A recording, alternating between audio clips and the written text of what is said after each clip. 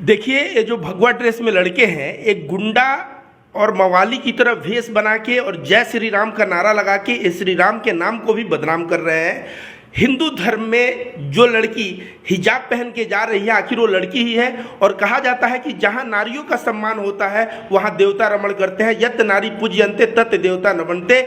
जहाँ नारियों का सम्मान और पूजा होता है वहाँ पे देवता रमण करते हैं। तो हिंदू धर्म में नारियों का इतना बड़ा सम्मान है, आप चाहेंगे तो दुर्गा माँ, सरस्वती माँ, आप देखेंगे हम लोग काफ़ी लोगों को और नारियों को, लड़कियों को काफ़ी इज्जत और सम्मान देते हैं।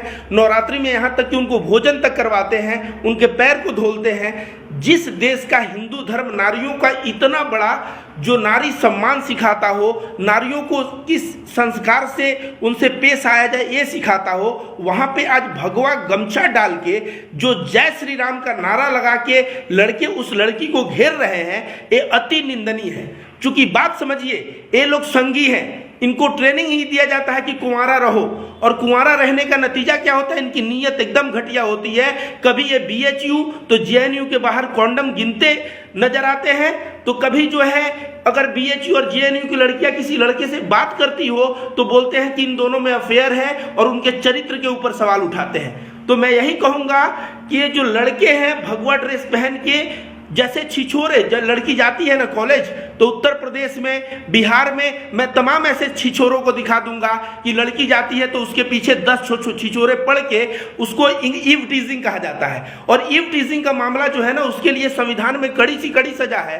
तो ये लोग जो एक लड़की के साथ जिस तरह से उसे टीज कर रहे हैं, उसे चिढ़ा रहे हैं, और जय श्री राम का नाम लेके, जो श्री राम के नाम पे लोगों के दिल में भक्ति भाव आता था, वो श्री राम का नाम लेके जय श्री राम बोलने पे अब लोग सोचते हैं कि नफरत। मतलब श्री राम के नाम को पूरे विश्व में भारतीय जनता पार्टी, RSS और ये भगवाधारी जो गुंडे हैं, ये जिस हिसाब से बदनाम कर रही है, इस पे मुझे बहुत ही दुख होता है। क्योंकि मैं एक असली हिंदू हूँ, प्रेम सद्भाव की बात करता हूँ, और कोई हमारे देवी देवता के साथ ऐसा खिलवाड़ करे, कोई नारियों के साथ ऐसे बदतर ढंग से पेश आए, ये मुझे बहुत ही, मेरे दिल को ये दुख पहुँचाता है। ये बराबर देखने को मिल रहा है पिछले कुछ समय से। कहीं ना कहीं इसके पीछे कोई राजनीति तो नहीं छुपी हुई है, क्योंकि जैसे ही चुनाव नज़दीक आता है इस तरह के घटने लगातार सामने आने लगते हैं। और आप जानते हैं कि अगले साल कर्नाटक में चुनाव है, लेकिन अभी हाल में ही 5 राज्यों के चुनाव होने वाले हैं। तो कहीं ना कहीं इन मुद्दों को जानबूझ के राजनीति के लिए तो नहीं भुनाया जा रहा है। पत्रकार महोदय, मैं थोड़ा सा आपको पास्ट में लेके जाना चाहूँगा। एक बंदा था वसीम रिजवी, जिसने कहा था कुरान की 26 आयतें बदलनी है। उस पर मैं वीडियो बनाया था, तो कहा था कि ये मुसलमानों को प्रोवोक कर रहा है, मुसलमान इसके लिए रिएक्ट करेंगे तो दिखाया जाएगा कि मुसलमान मुसलमान के नहीं हुए तो ये हिंदू के क्या होंगे। तो ये जो राजनीति चल रही है, ये जो भगवा ड्रेस में लड़कियों को छेड़ रहे थे, और वो लड़की अल्लाहू अकबर 2 बार कर दी। देखिए, ये लोग उसको छेड़ रहे थे, उसको भी आया तो अल्लाहू अकबर कर दी। अब जो है ना, ये RSS को और ये जो हिंदूवादी तमाम जो नफरती संगठन, असली हिंदूवादी, ये नफरती संगठनों को एक मुद्दा मिल गया कि देखो भाई, ये लोग लड़कियां इतनी कट्टर है कि अल्लाहू अकबर का नारा लगा रही हैं। और इस कट्टरता को देख के ये 5 राज्यों का और पश्चिमी उत्तर प्रदेश के चुनाव को सोच रहे हैं अपने झोले में डाल ले, तो वहां जो किसानों का कत्लेआम हुआ है वो उत्तर प्रदेश के लोग भूलने वाले नहीं है। और देखिएगा, 5 राज्य में मुंह की खानी पड़ेगी। और बिल्कुल जो आपने कहा पत्रकार महोदय, अगले साल चुनाव है, और ये सब चुनाव के लिए हिंदू, मुस्लिम, हिजाब, ये सारी चीजें उसी लिए हो रही है। आपने RSS का नाम लिया, तो RSS के मोहन भागवत जी का तो एक स्टेटमेंट आया है कि जिस तरह से धर्म संसद में हेट स्पीच वगैरह दिया जाता है, उससे वो अपने आप को अलग करते हैं। तो आपको RSS को बीच में ले आना यहाँ पर कैसा? जी, आप बोल रहे हैं कि मोहन भागवत का स्टेटमेंट है कि धर्म संसद से अलग करते हैं, बीच में वो राष्ट्रीय मुस्लिम मंच पे जाके ये भी बोलते हैं कि जो उनको गाय से तकलीफ है और लिंचिंग करते हैं, और लिंचिंग करने वाले हिंदू नहीं होते। तो समझिए, RSS को आप नहीं जानते हैं पत्रकार महोदय, मैं जानता हूं RSS को। RSS एक ऐसा संगठन है जिसका मोहन भागवत ऊपर से कहेंगे कुछ और इनके शाखा में पाठ पढ़ाया जाएगा कुछ और। तो जो शाखा से जो ज्ञान निकल के आता है वही ज्ञान मार्केट में फैलता है। किसी भी संघी से जब मैं मिलता हूँ, मैं समझ जाता हूँ कि ये संघी है, और उसके दिमाग में मुसलमानों के प्रति और सिखों के प्रति, दूसरे कम्युनिटी के प्रति नफरत के अलावे और कुछ देखने को नहीं मिलता है। लेकिन सवाल इस पर तो ये भी खड़ा होता है कि अगर लड़के वहाँ पर जय श्री राम के नारे लगा रहे हैं, तो वो जो मुस्लिम लड़की थी वो मतलब रिएक्ट इस तरह से क्यों कर रही है? आखिर ये भी तो एक नारा है, धार्मिक नारा है। देखिए, वो लड़की उतर के अपने कॉलेज जाती, यही करती ना।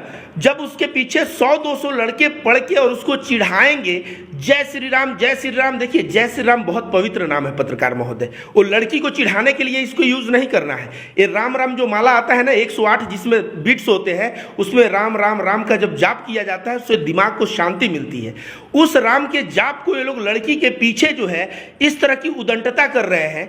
अब देखिए वो लड़की भी मुझे लगता है वो भी ग्रेजुएट या पोस्ट ग्रेजुएट में होगी, उसके भी भावनाओं पे मैं कहूँगा कि उसको वो भी रिएक्ट की और अल्लाह अकबर बोली।